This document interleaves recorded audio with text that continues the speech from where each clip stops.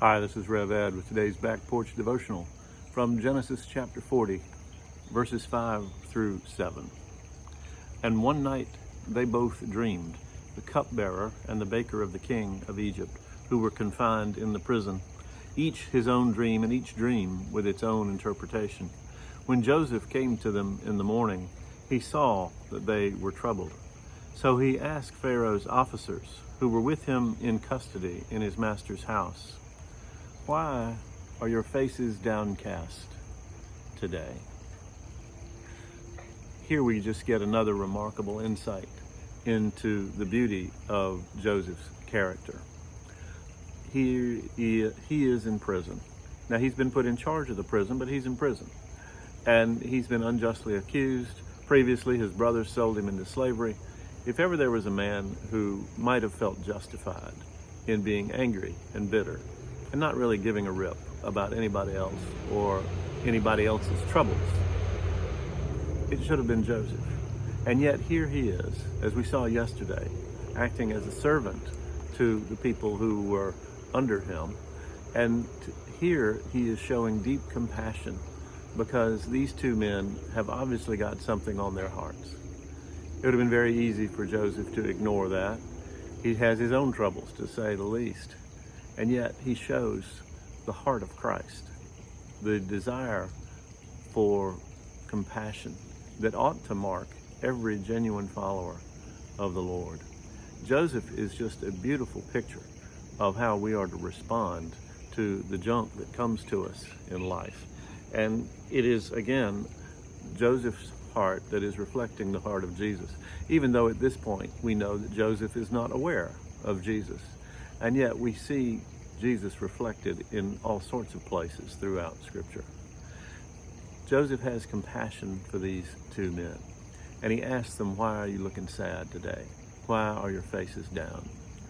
You know, you think about the number of times you pass people who obviously are weighed down by burdens. And we are all guilty of thinking to ourselves, I just hadn't got time for this today. I'll deal with it some other time. I'll say a prayer for them. Oh, help them, Lord. And then we go on our merry way and never give it another thought.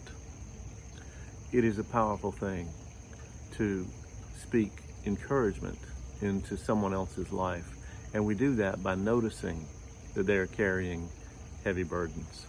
Again, this is from the heart of Christ, who said in Matthew 11, verse 28, "Come to me, all who labor and are heavy laden, and I will give you rest." I think just about everybody we know, including ourselves, but everybody else, is carrying some sort of heavy burden. And we are not designed to carry our burdens alone. And yet this world teaches you that if you have to ask for help in carrying your burdens, there's something wrong with you. You're weak. You are not standing on your own 2 feet. You need to pull yourself up by your own bootstraps. You will not find that in Scripture. What you find in Scripture is the call to compassion, the call to care, the call to let yourself be interrupted in order that you might serve others in their time of need. Often what most people need when they're carrying a burden is just somebody who will listen to them.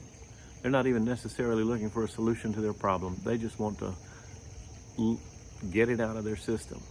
And that is a great gift that we can offer to others. Every one of us has the capacity to do it.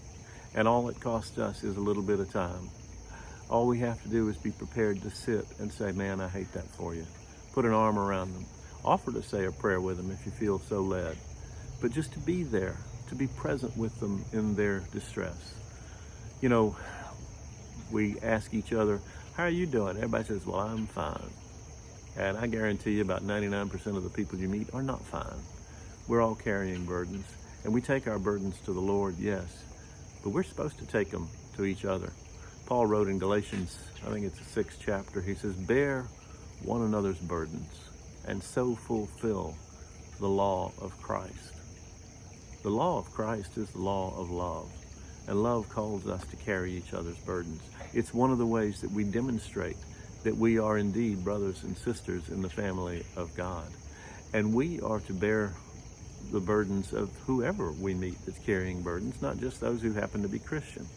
We are to bear the burdens of those who might have gotten themselves into trouble through stupid and foolish and immoral decisions.